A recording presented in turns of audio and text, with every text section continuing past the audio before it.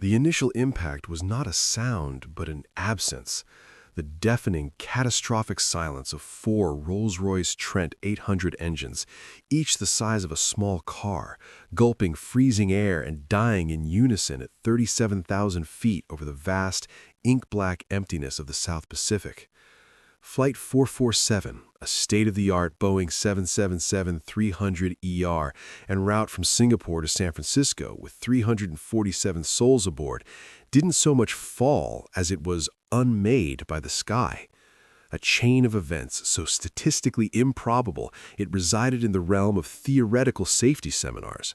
A cascading electrical failure from a freak upper atmospheric electrical phenomenon that bypassed all redundant systems, compounded by a simultaneous catastrophic structural fatigue failure in the central wing spar, turned the marvel of modern engineering into a shuddering, creaking tomb.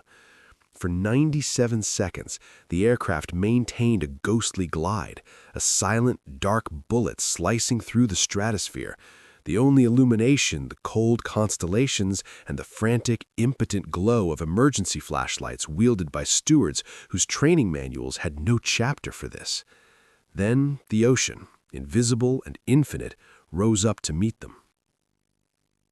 The touchdown was not a crash in the conventional fireball and shrapnel sense.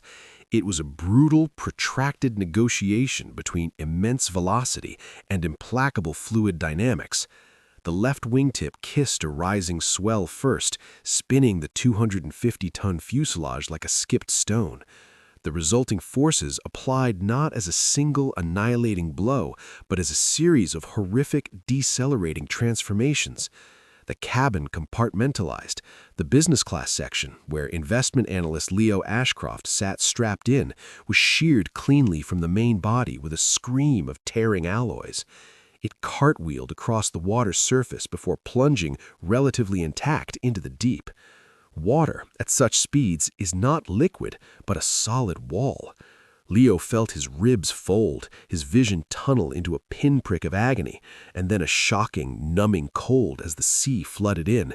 He blacked out as the compartment sank, the pressure building in his ears, a death sentence written in the deep. He awoke to absolute darkness, a profound silence broken only by the tinnitus shriek in his own head and the groan of metal around him. He was upside down, suspended by his seatbelt in a bubble of air that smelled of salt, fuel, and copper. A sliver of greenish bioluminescent light, perhaps from a fractured console or some deep-sea organism, revealed the ghastly interior. He was alone. The other 12 seats in his section were empty, their belts torn loose or still holding grisly, motionless forms.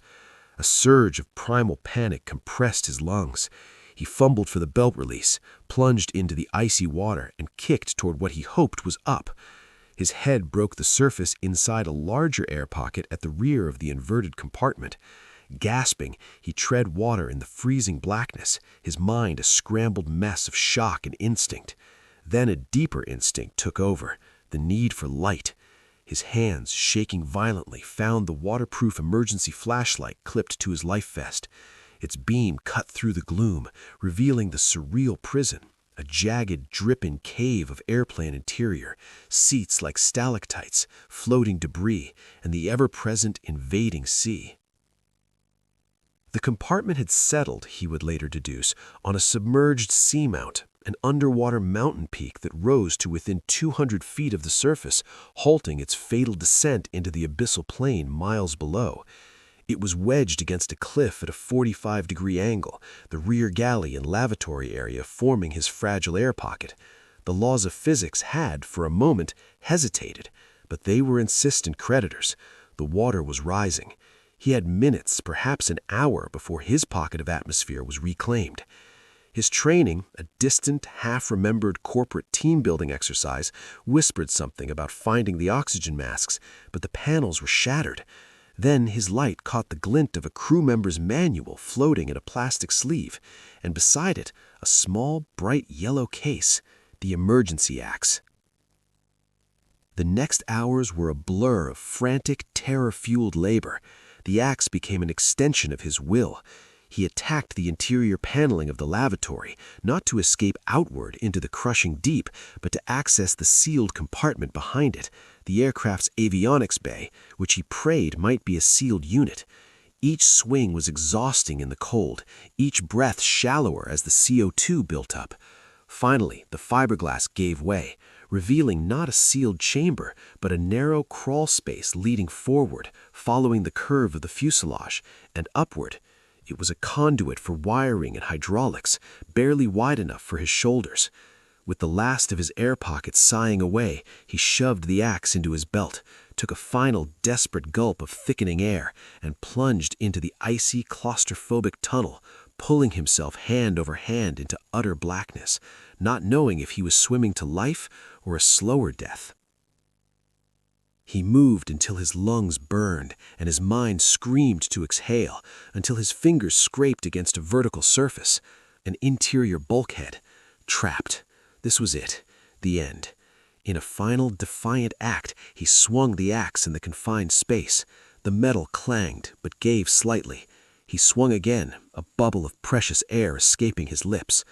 On the third swing, the panel buckled, and a torrent of water rushed out, pulling him with it. He spilled not into more ocean, but onto a wet, grated floor in pitch darkness, gasping and vomiting seawater. He had breached into another sealed, air-filled chamber. As his breathing and flashlight steadied, he identified it, the forward cargo hold, specifically the climate-controlled compartment for transporting pets and perishables. It was a small, sealed metal box within the larger hull, its integrity miraculously preserved, its air supply finite but present. And on the pallets, amidst soggy boxes of orchids and ruined electronics, he found his first miracles. Several cases of mineral water, a crate of tropical fruit meant for a San Francisco luxury hotel, and a shipment of high-end survival gear, thermal blankets, a first aid kit, even a small battery-powered water purifier destined for an outdoor retail expo. It was a cache born of absurd consumerism, now the foundation of his impossible tenure. Time lost meaning. He existed in a sphere of light from his flashlight, the drip of water his only clock. He rationed the fruit, drank the water, and wrapped himself in foil blankets to fight the hypothermic chill that was his constant companion. But the real enemy was the atmosphere. Each breath made it heavier, more toxic with carbon dioxide. He would die of hypercapnia long before starvation. He had to find a way to circulate air or find more. Remembering the axe, he carefully, so as not to compromise his metallic womb, chipped away at the ceiling of the hold, following the path of air conditioning ducts. After an eternity of labor, he broke into a narrow duct. Scrabbling upward, he found it terminated at an outflow valve near the tail, now buried under sand and coral. But the duct itself ran past other compartments. Using the axe like a miner's pick, he painstakingly breached the side of the duct into what had been the aircraft's main cargo hold.